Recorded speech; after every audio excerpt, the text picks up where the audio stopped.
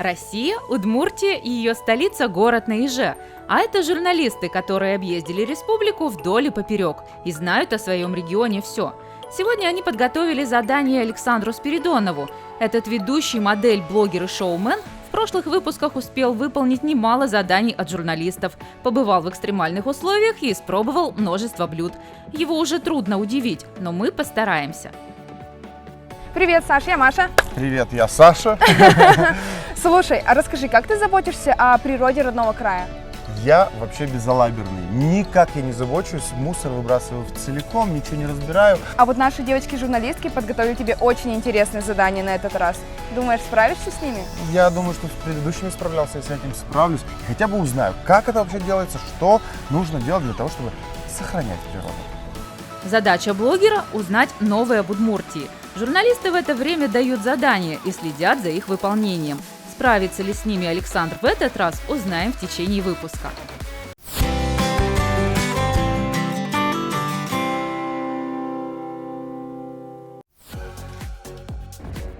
Исследует дно реки Иш.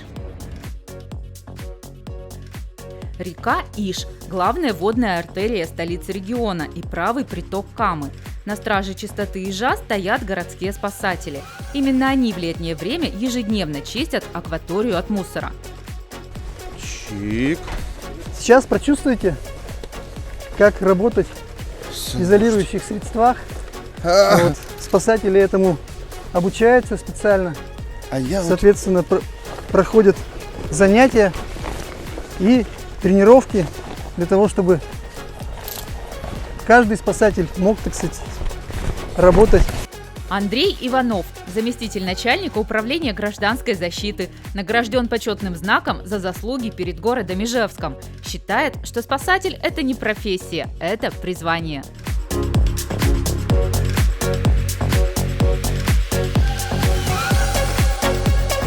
Я сегодня городской спасатель. О, это не заводите в рядом. Страшно же.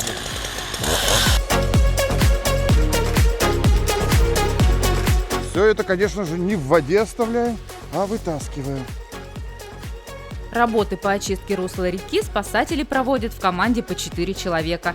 Часто им помогают волонтеры, экоактивисты и просто неравнодушные жители.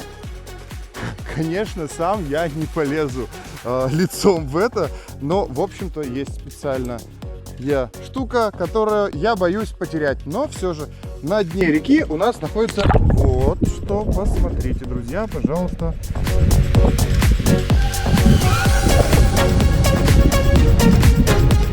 Ну, вот ощутили на себе, так сказать, На своей одежде, да, точно теле ощутил. работу спасателей. Понятно, что это один только маленький пласт той работы, которую наши городские спасатели осуществляют. Работа интересная, но благодарная. То есть мы приносим пользу нашему городу Ижевску, нашим гражданам. Спасибо вам. Спасибо вам за помощь. Я старался. Приходите. Как мог. Надеюсь, это маленькая толика принесет всем только пользу. Да, обязательно.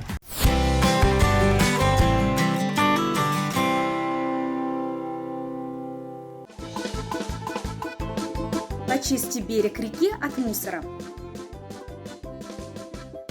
Сегодня нас ждет благоустройство данного родника и прилегающей территории. Здравствуйте.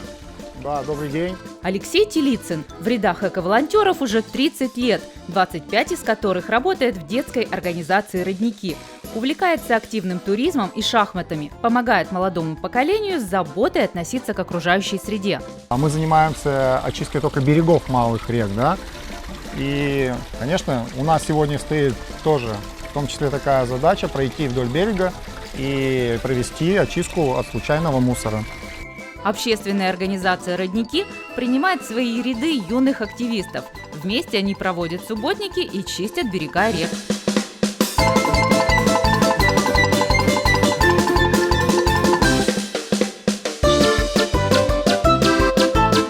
Я нашел мусор! Пакет, скорее, мешок, не позже!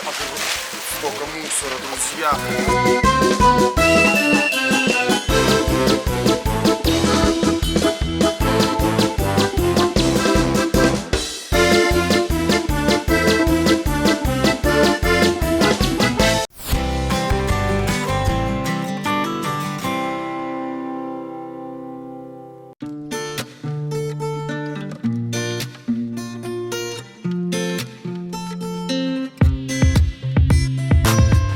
расскажите, пожалуйста, о планах.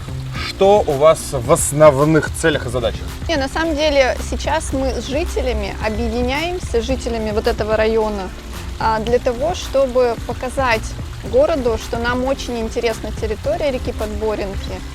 И мы хотим сделать мини-проект «Зеленое кольцо Подборенки», сделать пешую тропу между двумя мостиками. Вот этот мостик, который здесь, и чуть-чуть дальше. Мы хотим, чтобы там люди могли ходить, любоваться природой, ну и как тропа скандинавская, допустим, ходьбы была. Вот. Сейчас первое, что нам нужно сделать, это очистить берега от аварийных деревьев и сделать как минимум безопасную эту тропу. Я думаю, что у вас все получится. Я искренне в это верю. Желаю вам успехов и удачи. Да, спасибо. Спасибо вам. Реки Удмуртии расчищают и по национальному проекту «Экология». В 2021 году привели в порядок более 4 километров русла реки Ува. С 2018 года отремонтировали 4 гидротехнических сооружения. Сейчас в рамках госпрограммы на Пироговском пруду ремонтируют плотину. Я приехал купаться, а куда дели воду-то вот из этого пруда? Плотина, на которой мы находимся, была признана аварийной. Ну, соответственно, район, владеющий этой плотиной, заключил с нами контракт на производство работ по капитальному ремонту гидротехнического сооружения. Плотина служит с 1980 года. За это время ее ни разу не ремонтировали. Это русло? Да, это русло реки Пирогова. Вот это у нас старое демонтированное ледозащитное сооружение, которое препятствовали проникновению больших льдин в створ. Сейчас мы их демонтировали. Видите, они еще находятся на деревянных сваях, которые были забиты 60 лет тому назад. Будете бетонные? Нет, мы сейчас их демонтируем и установим, да, то есть металлическое сооружение будет. Закончить работы на объекте и снова заполнить пруд водой планируют к октябрю 2024 года.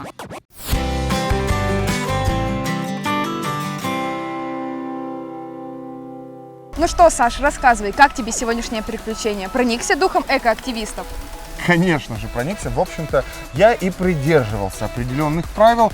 Ну, по крайней мере, в первую очередь, я сам не мусорю в природных местах, а реки не засоряю. Весь мусор, когда мы отдыхаем на природе, увожу с собой. Сегодня было очень интересно. Я думаю, что дальше будет не менее интересно, потому что Удмуртия – территория будущего.